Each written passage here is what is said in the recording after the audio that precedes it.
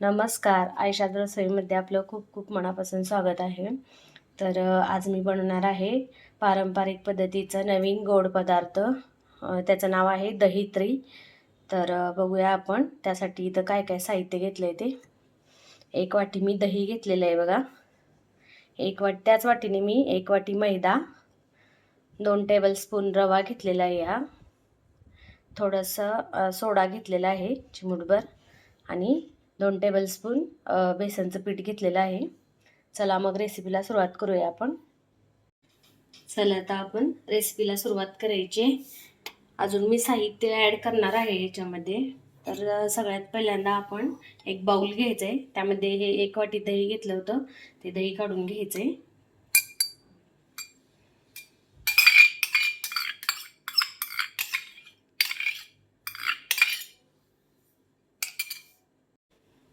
यामध्ये आपल्याला 2 टेबलस्पून तेल घालायचं आहे बघा.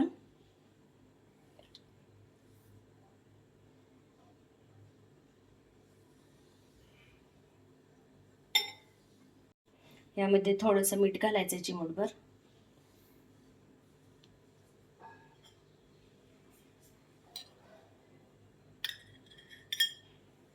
आणि चिमूटभर सोडा. हे सगळं मिक्स करून घ्यायचं आहे व्यवस्थित.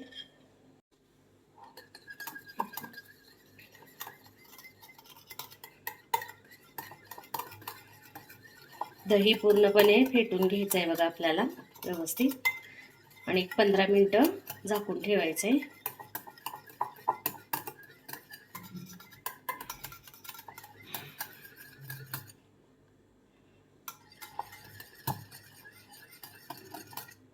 आता हे मिश्रण आपल्याला 15 मिनिटं झाकून ठेवायचं आहे. आता बघा इथं मी 2 चमचे रवा जो घेतला होता तो थोडंसं पाणी घालायचं आहे त्यामध्ये आणि हा रवा पण आपल्याला एक 10 मिनिटं भिजवून घ्यायचा आहे व्यवस्थित. हे बघा थोडंसं पाणी घालून हा रवा आपल्याला व्यवस्थित भिजवून घ्यायचा आहे. एक 10 मिनिट हा रवा आपल्याला झाकून ठेवायचा आहे. तर दही आणि रवा फर्मेंट होण्यासाठी ठेवलेला आहे.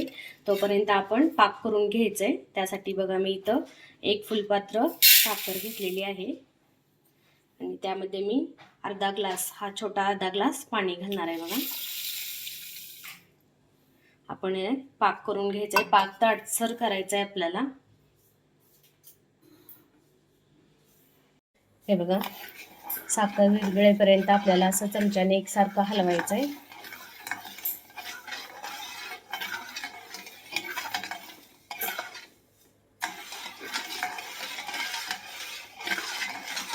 आपल्याला पाक करताना 2 तारी पाक करायचा आहे.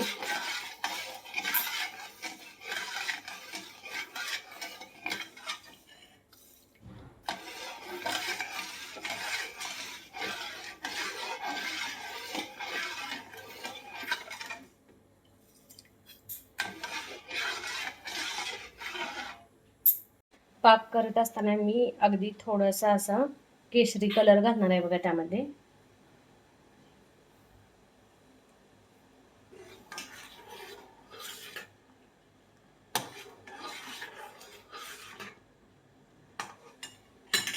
हे बघा पाक तयार होतोय तोपर्यंत आपण हे बॅटर तयार करूया दहीत्रीचं.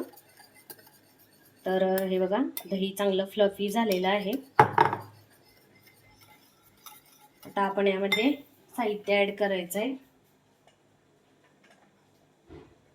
यासाठी मी इथं मैदा घेतला होता बघा 1 वाटी. तो सगळ्यात पहिल्यांदा आपल्याला यामध्ये ऍड करायचा आहे.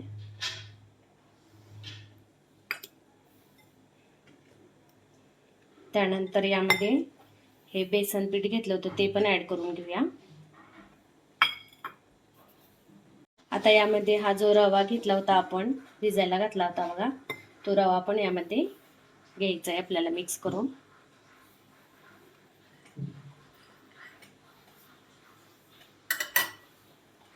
आणि थोडीशी हळद, चिमूटभर हळद. आता हे सगळं थोडं थोडं पाणी घालून आपल्याला बॅटर तयार करून घ्यायचं आहे बघा.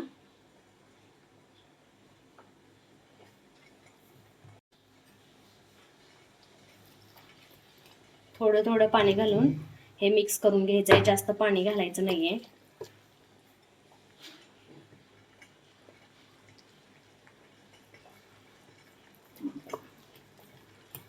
हा पारंपरिक पदार्थ आहे. त्यासाठी याला 8 ते 10 तास फर्मंट होण्यासाठी ठेवायचं असतंय पीठ, पण हे सोडा घालून मी इन्स्टंट तयार करत आहे बघा.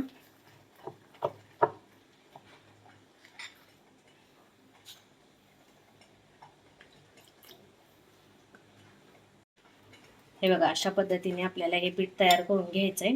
यामध्ये गुठळी राहता कामा नये. पूर्ण असं स्मॅश करून घ्यायचंय बघा व्यवस्थित.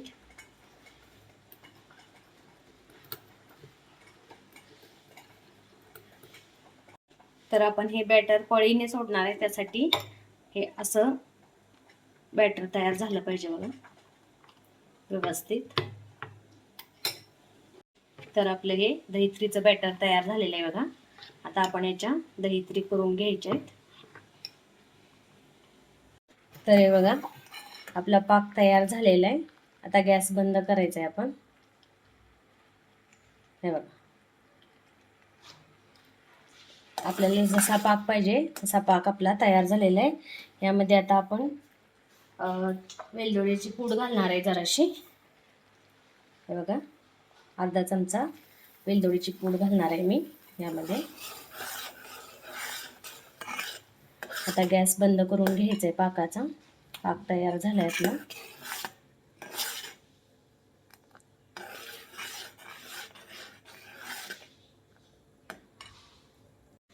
तर इथं बघा, मी कढई ठेवलेली आहे दहीत्री सोडण्यासाठी, आणि त्यामध्ये तेलही टाकलेले आहे.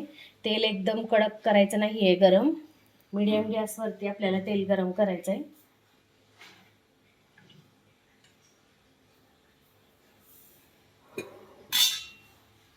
तेल आपलं गरम झालेलं आहे बघा. गॅस मीडियम करायचा आहे. आता आपण दहीत्री सोडून घेऊया.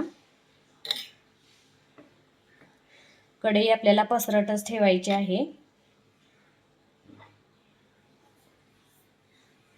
तर हे बघा, एकाच जागेला आपल्याला ही दहीत्री सोडायची आहे. आपलं आपण ते पसरतंय, आपण जास्त पसरवायचं नाही. अशा पद्धतीने आपल्याला ही दहीत्री सोडवून घ्यायची बघा.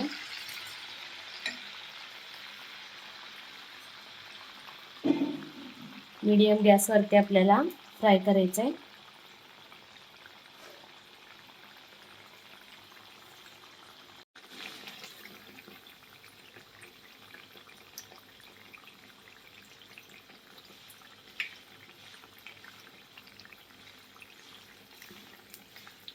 हे बघा, आपल्या पण वरती येते, ते जास्त त्याला प्रेस पण करायला लागत नाही. दोन्ही बाजूनी सोनेरी कलर वरती आपल्याला ही दहीत्री भाजून घ्यायची आहे बघा.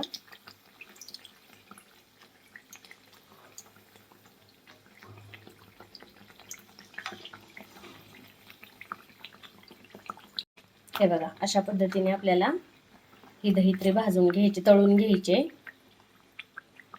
आणि या पाकामध्ये आपल्याला लगेच सोडून घ्यायचे बघा. हे बघा, अशा पद्धतीने आपल्याला पाकामध्ये सोडून घ्यायची दहीत्री. दोन्ही साईडने याला अशी प्रेस करायची पाकामध्ये.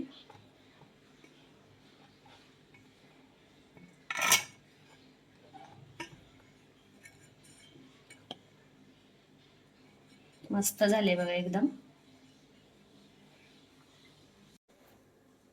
अशा पद्धतीने आपल्याला या सगळ्या दहीत्री सोडून घ्यायच्या आहेत बघा.